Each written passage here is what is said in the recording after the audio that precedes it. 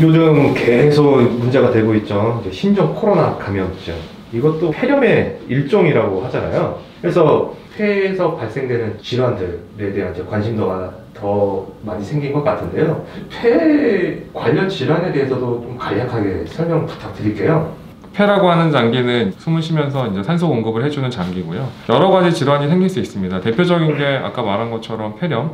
폐렴은 뭐 세균성으로 생길 수도 있고, 그다음에 음식물이라든가 위산이 넘어가서 흡인성 폐렴이 생길 수도 있습니다. 그리고 그 이외에 알러지 반응으로 인하는 기도 과민성으로 생기는 천식이라는 것도 있을 수 있고, 그 다음에 담배라든가 여러 가지 화학 물질에 의해서 생기는 COPD, 만성 폐쇄성 질환이 있을 수 있습니다. 그리고 그 사람들이 저희한테도 문의를 많이 주는 질환이 폐암이라는 게 있죠. 폐를 검사하는 여러 가지 검사 중에 대표적인 게 엑스레이, 폐기능 검사, 그 다음에 흉부 CT가 있습니다. 혈액 검사도 있지 않나요? 혈액 검사는 여러 가지를 볼 수 있는데요. 폐렴이라든가 염증 수치를 본다던가, 혹은 알러지가 있는지를 보는 거, 그 다음에 종양표의자 같은 것들이 검사하는데 사용될 수도 있는데, 폐 질환 자체를 진단하는 데 있어서는 환자의 증상과 의사의 진찰뿐만 아니라 엑스레이가 가장 기본일 거고요. 또 경우에 따라서 추가로 폐 CT라든가 기관지 내시경 같은 것들이 더 도움이 될 수는 있습니다. 뭐 역시나 폐암이 가장 걱정이에요. 근데 제가 알고 있기로는 폐, 대장 같은 장기 기관은 감각신경이 없다고 해요. 그래서 암세포가 자라나도 통증도 없고 증상이 없다고 하는데, 이거 어떻게 조기에 좀 발견을 할까요?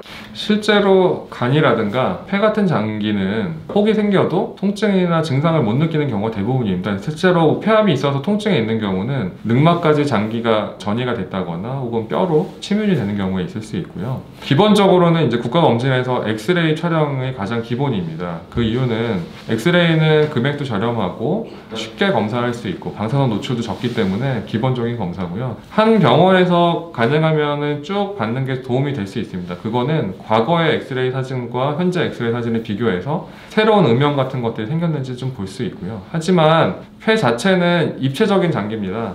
3차원적인 구조로 되어 있는데, 엑스레이는 2차적인 평면으로만 보기 때문에 심장 뒤라든가 갈비뼈 뒤에 있는 결절 같은 것들은 관찰이 안 될 수가 있고 놓칠 수가 있습니다. 그래서 CT 검사를 적극적으로 고려하는 것이 좋습니다.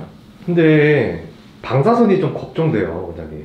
필요한 검사라면 방사선 노출이 있더라도 검사 받는 게 필요하고요. 근데 이제 아까 말한 것처럼 엑스레이는 방사선 양이 매우 작습니다. 그래서 여러 번 찍는다 그래서 크게 문제되지는 않지만 검사 자체가 진단하는데 한계가 있을 수 있고요. CT를 매년 몇 개월 간격으로 찍을 수 없기 때문에 여러 가지 프로토콜을 개발한 것 중에 하나가 저설량 CT라는 게 있습니다. 일반적인 폐 CT에 6분의 1 정도의 반사선 노출량이 되어 있고, 진단하거나 영상의 질에 있어서는 일반적인 CT하고 크게 차이가 없습니다. 따라서 본인이 증상이 있다거나 좀 의심되는 상황이라면 저설량 폐 CT를 찍어 보시는 게 좋겠습니다.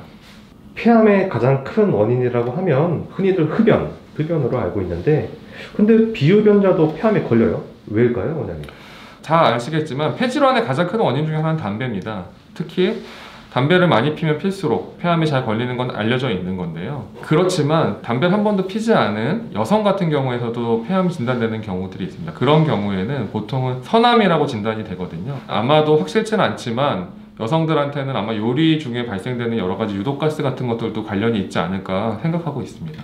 최근에 저희 병원에서 폐암 환자를 한 명 진단을 했었고요. 수술까지도 잘했던 케이스가 있어서 잠깐 설명을 드리겠습니다. 50대 후반의 여성이었고 담배를 피거나 하지 않는 분이셨습니다.